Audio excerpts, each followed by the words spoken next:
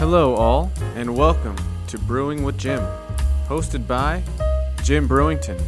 Jim is a pastor and a teacher, and has served in these roles for the past 45 years.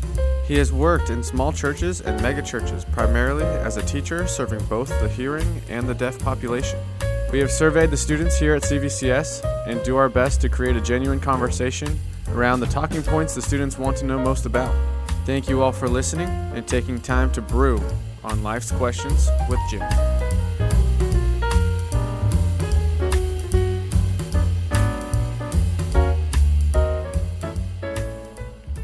Hello all, and welcome to Brewing with Jim.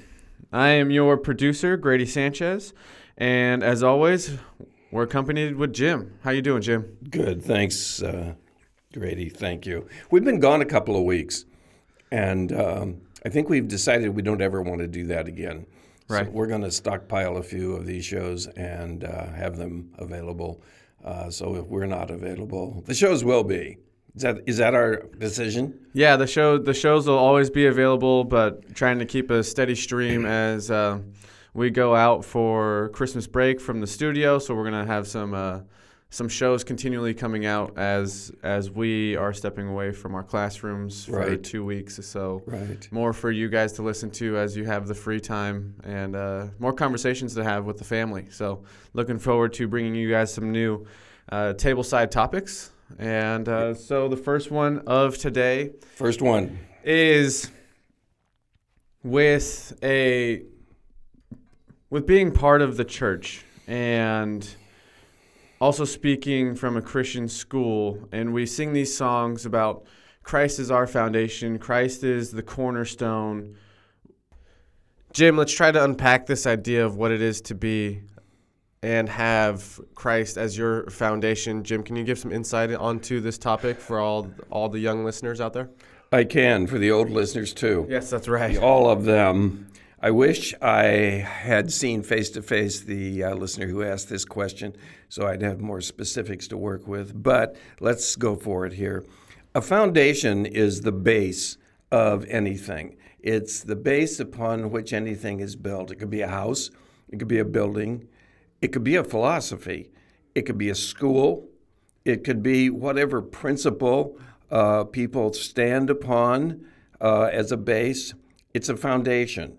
So let me take the idea of a house foundation because it's easy to imagine that. I started to say to see it, but you really can't see it if the house is built upon it. But house foundation, everyone has seen one of those. And then I'll make an analogy. Let that be an analogy for Jesus as our foundation. We need a foundation that has several characteristics. One is it has to be true. It has to be genuine. It has to be the real thing. You want the foundation to not be phony. It can't look like a foundation and then be plastic because it won't work as it's supposed to work. It's, I think that, let me wait until I talk about Jesus as the foundation. We'll talk about phony Jesus. It has to be strong. It has to be able to support everything that is built upon it. Must be strong. It has to be steadfast so that any circumstance that comes upon it, like weather or flood or earthquake, the foundation continues to stand and be steadfast. And it can't be affected by circumstances. Now, double think all of this because I'm really talking about the house and I'm talking about Jesus in our lives too. It has to be steadfast, that is to say, not moved when something comes into the house and bothers the house. It does not change.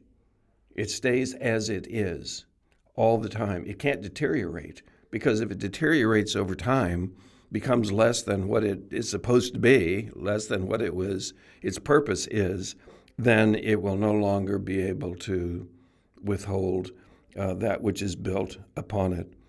And then it becomes, if it's a house foundation, the owner or the dweller in the house, it becomes their identity. This is where I live. This is my foundation. Nobody says that, I guess, but this is my house.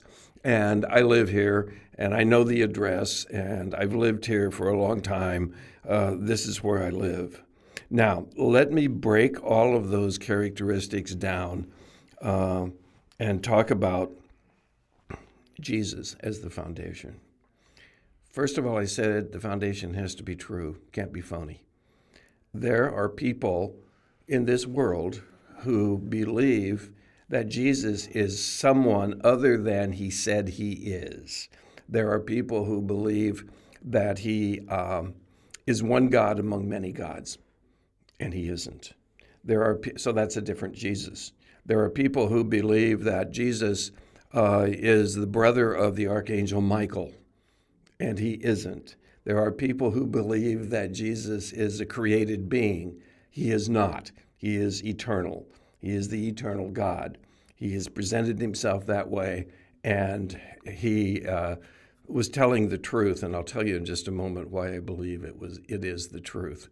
He said that he is the truth. I am the way, the truth, and the life. So the truth isn't just a collection of accurate data or facts that everyone agrees are true.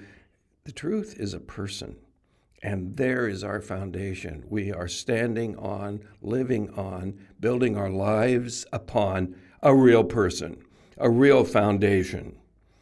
I am convinced that Jesus is the true God because the Bible says so. And the more I have read the Bible, the more I have taught it, because if you teach it, you really have to kind of understand what's going on there. And the more I have had my relationship with Christ, I'm a Christian because I believe it's true. I think I became a Christian because I was raised in a Christian family, and I was raised in the church. And I didn't make the decision that I wanted to be in God's family based upon a lot of study. But since then, I am reassured that that decision that I made to become a Christian is based on truth. One of the questions we got, I just thought of this, from one of the listeners or one of the students was, how do we know that Christianity is the true religion? Well, we know Christianity is the true religion. It's not something I believe. It's what the Bible says. And so I have to base that decision, that assessment that it's true, on the Bible. And therefore, I have to know the Bible is true. And I don't want to go through all of the apologetics of Yeah, we can get to that on a future show. proving that the scriptures are true, but the evidence is overwhelming, compelling, and convincing that it is true. Okay, now, let's talk about truth. As I said, it's not a collection of accurate data. It's a person, and it doesn't change. The truth is the truth. It's an absolute.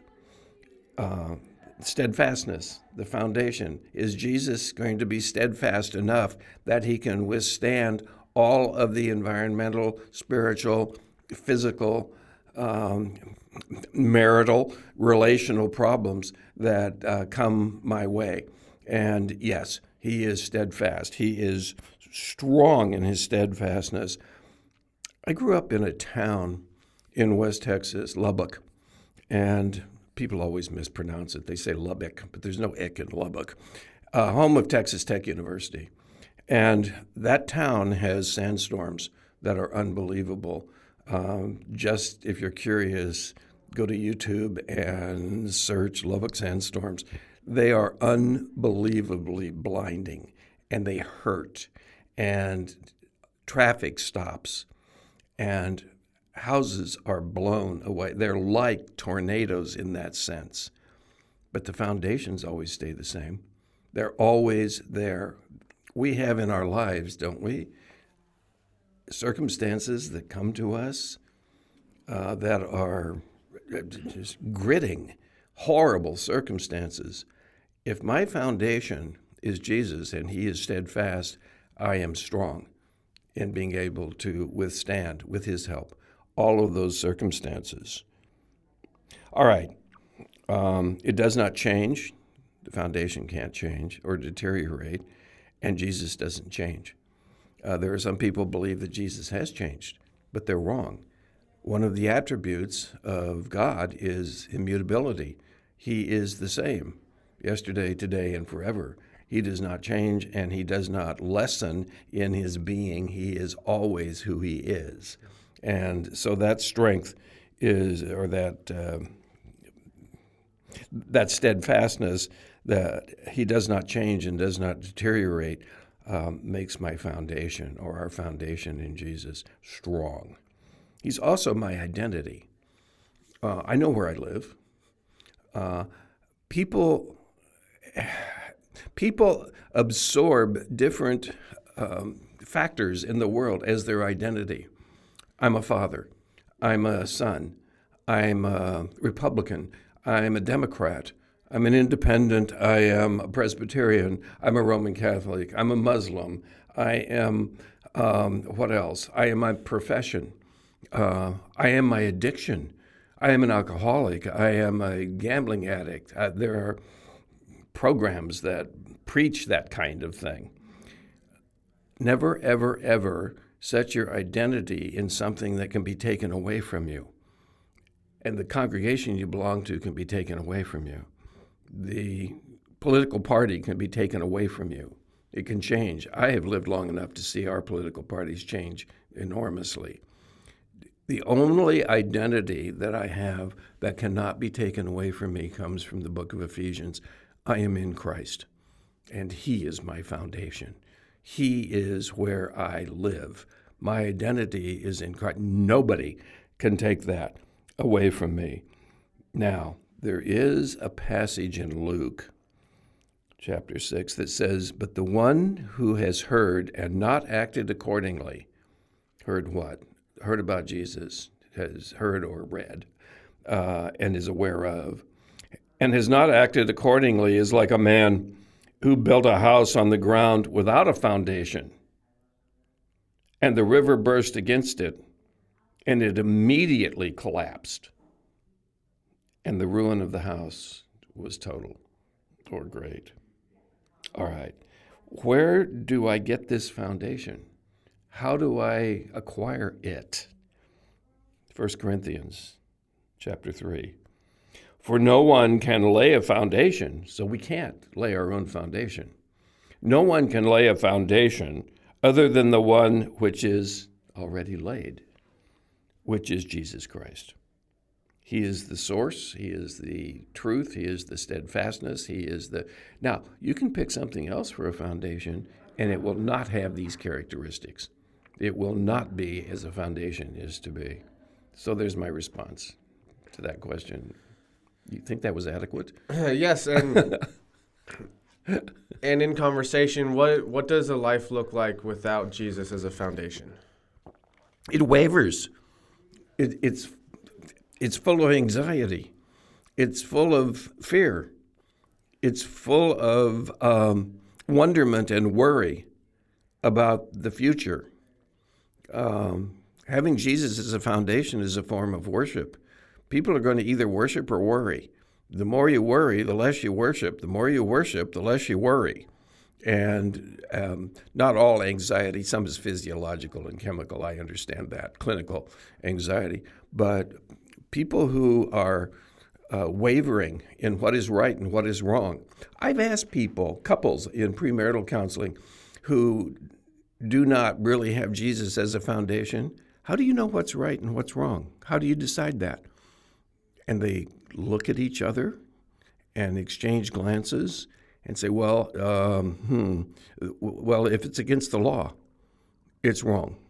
Well, yes, the Bible would agree with that, but the law changes.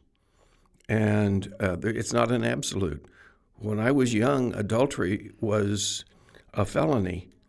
Now it's the subject of TV sitcoms, and it's practiced frequently.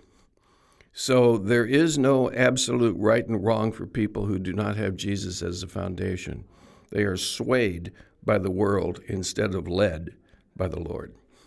And then what is what is a good way to start laying a foundation? Like, how do we get that first cement pour in there, or put the retaining walls on our space? My answer is going to be that we can't lay our own foundation. And if you're curious about what a relationship with Jesus is like, just take a gamble and pray and say, or somehow acknowledge, Jesus, I want to be in your family, and I don't know how to lay you as a foundation. Can you take care of that? He's the Lord. Depend on him to do it. He wants it. He wants it for us. Let him do it. He has all the strength. He has the steadfastness. He has the base, and he is the truth. So let him do it. Very good. There's a lot to unpack there for future shows, and what a great starting point for a lot of people who are looking for Christ to be that person for them. And this is a great kickoff point for a lot of people. When we're singing in church and you have those first churchgoers and they're saying, Christ is my firm foundation, that was good, a good understanding of what it actually means to have him in the middle, and not only what the benefits are in being a bondservant to Christ and all the things that come with it, but also like what is the opposite? What is the life that they're leaving?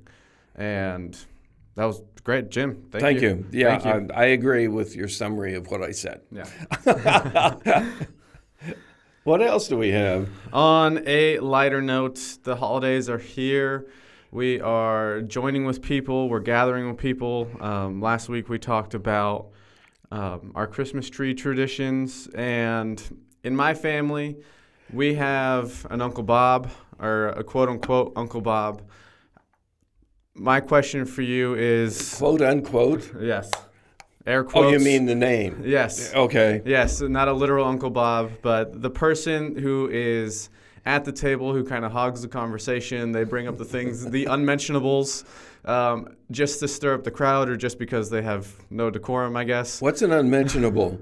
Unmentionable at Thanksgiving or Christmas or the holidays at the table. Typically, it's politics and religion, or they like to spout off nonsense about something, or they're bringing up past. Like, people just kind of want to get through those times.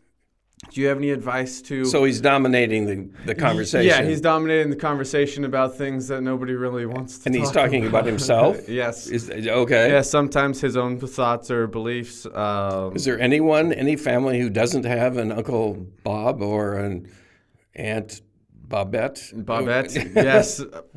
There's always one in the shows. We had a little faculty party the other day, and one of my colleagues was just saying, who's going to bring up just this off topic? Who's going to mix the wheel? Who's going to spoil this night with some sort of off the cuff conversation? I was just like, I like that idea. Let's talk about it here on the show. So, do you have any experience with the Uncle Bob, and maybe some ways to politely let them down, or politely... I don't know.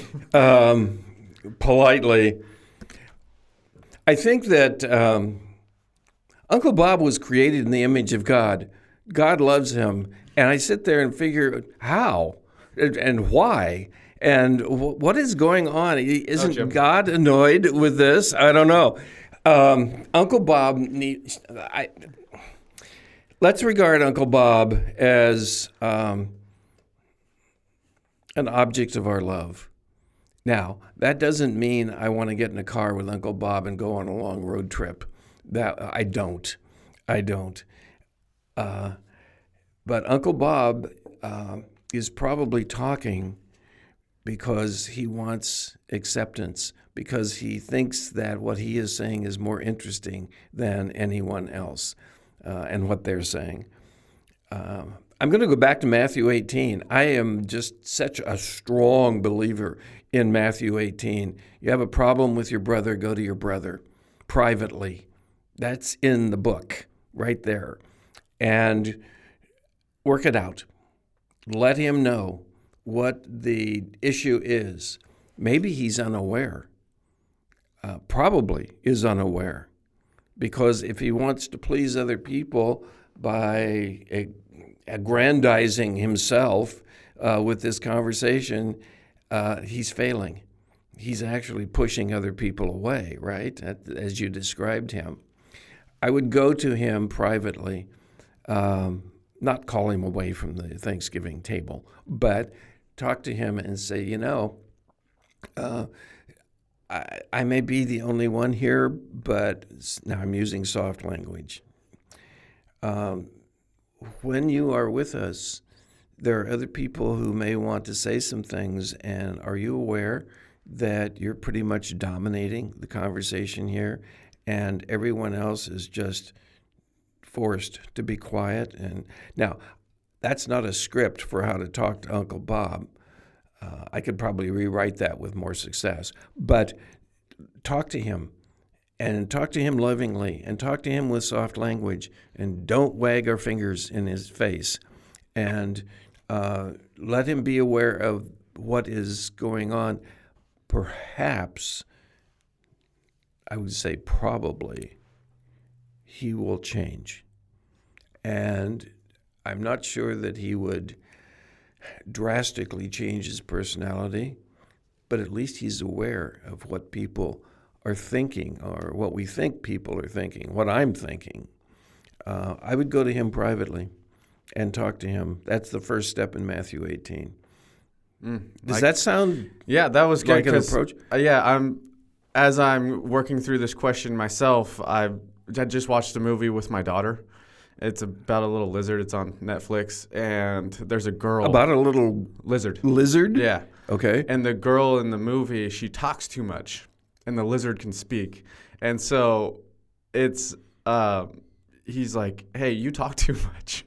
Why don't you try listening sometime? And so that kind of like changed the girl's how she ended up getting friends and like listening to people and growing and a bunch of stuff. But that is an excellent way to just kindly say, hey, maybe you pass on the conversation to somebody else, and maybe you gain something from what other people have to say, rather than just trying to dominate the idea. So it doesn't even need to necessarily attribute to Uncle Bob, but even the person who just speaks too much and doesn't really have a time to just, hey, listen to somebody else. So that's an excellent answer for even the underlying question that was said, I guess.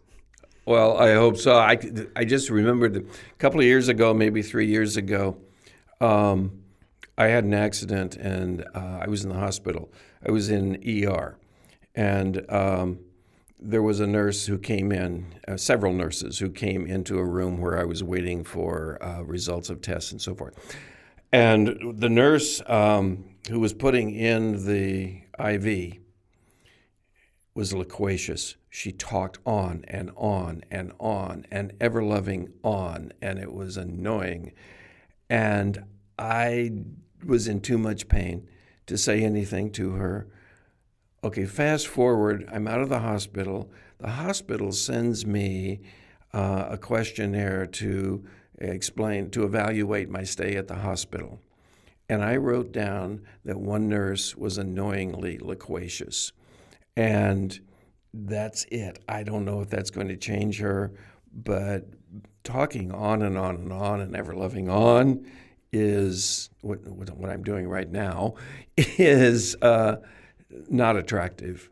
Listening is more attractive, I think. Because you even have those movies where they're depicting the first date, and the girl or the guy, whoever's the person who talks too much about themselves, and then they dig themselves into a hole, and they're like, why can't I get a second date? Well, maybe maybe.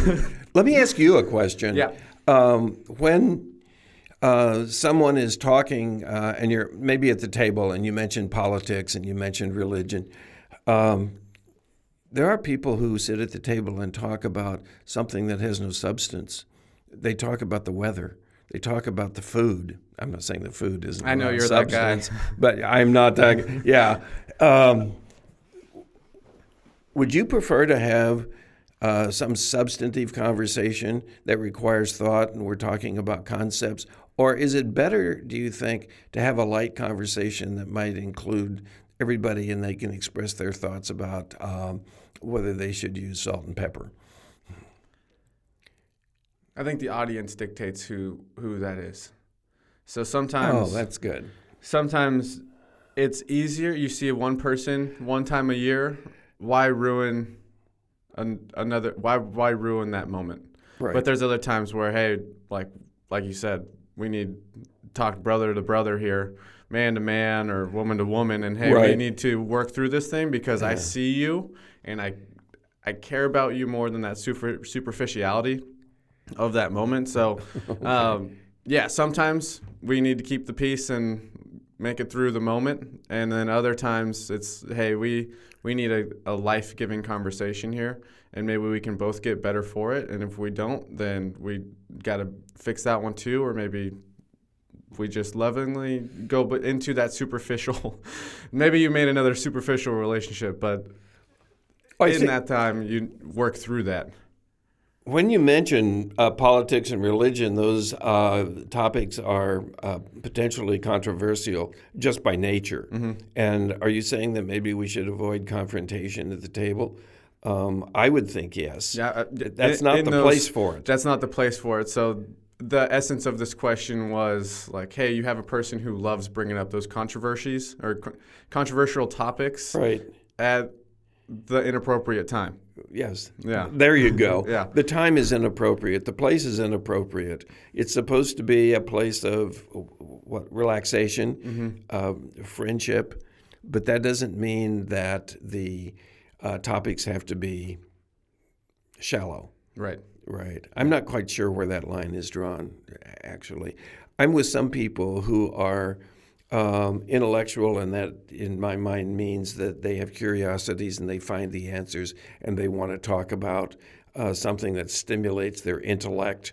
And then I'm with some other people whom I love and care just as much for, who don't have that tendency, who don't really talk about intellectual things, talk about those things that cause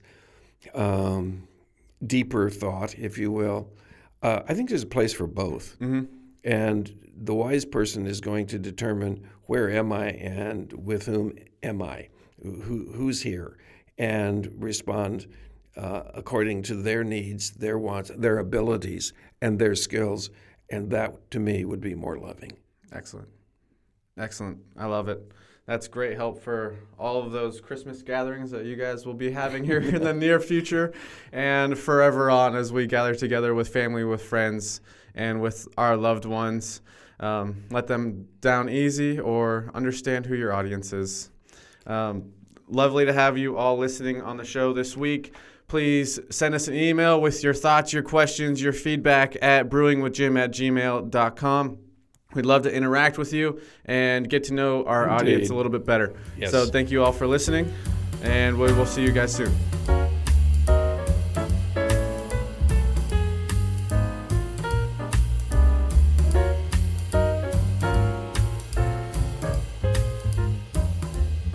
The topics covered and answers offered in Brewing with Jim mine the wisdom attained from a life of pastoral ministry and care.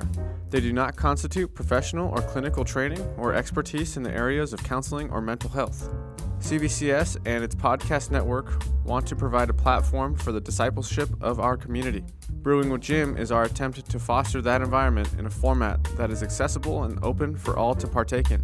The views, thoughts, and opinions expressed are the speaker's own and may or may not represent the views, thoughts, and opinions of Capistrano Valley Christian Schools or its faculty. The material and information presented here are for general information purposes only. This episode has been a production of the Capistrano Valley Christian Schools Podcast Network. Capistrano Valley Christian Schools is a Christian JK-12 school in San Juan Capistrano, California. Be sure to check out, subscribe to, and leave a review of this show and the other shows on our network on your podcast player of choice.